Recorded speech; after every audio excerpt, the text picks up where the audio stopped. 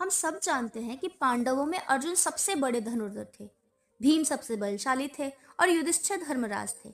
लेकिन सबसे छोटे भाई सहदेव के पास एक ऐसी शक्ति थी जो किसी और के पास नहीं थी। सहदेव त्रिकालदर्शी थे और वे भविष्य देख सकते थे। एक बहुत ही प्रचलित लोक कथा है कि जब पांडवों के पिता पांडु की मृत्यु होने वाली थी तो उन्होंने अपने बेटों से एक आखिरी इच्छा जताई।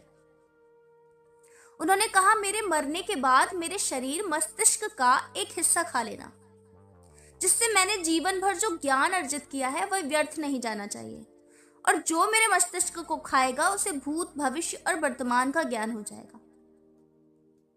बाकी भाई तो ऐसा करने की हिम्मत नहीं जुटा पाए, लेकिन सहदेव ने पिता की आज्ञा मानी।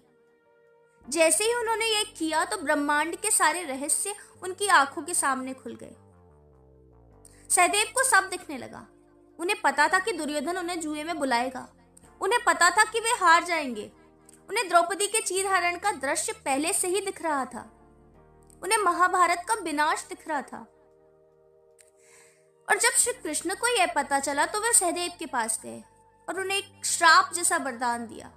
कृष्ण ने कहा, सहदेव, तुम सब जानते हो, लेकिन यह सब विधि का विधान है। अगर तुमने किसी को भी भविष्य बताया तो उसी क्षण तुम्हारा सिर टुकड़े टुकड़े होकर फट जाएगा। कृष्ण ने एक शर्त रखी, तुम सिर्फ तभी बोलोगे जब तुमसे कोई विशिष्ट प्रश्न पूछा जाएगा। तुम अपनी मर्जी से किसी को चेतावनी नहीं दोगे। कल्पना कीजिए उस इंसान के दर्द की जब युधिष्ठिर जुआ खेलने जा रहे थे। सहदेव सब जानते थे कि यह विनाश की शुरुआत है, पर वे चुप रहे क्योंकि किसी ने उनसे पूछा ही नहीं कि हम जाएं या नहीं। जब द्रौपदी को सभा में घसीटा जा रहा था, सहदेव अपनी मुट्ठी बंद करके बैठे हुए थे। वे जानते थे कि आगे क्या होगा, पर बोल नहीं सकते थे। वे पूरी जिंदगी एक मूक दर्शक बनकर रहे। आंखों के सामने परिवार को बर्बाद होते देखना, जबकि आप उसे रोक सकते हो, इससे बड़ी सजा क्या हो सकती है। और सच्चाई की परीक्षा तो तब हुई जब कौरवों का नेता दुर्योधन वहां पर आया।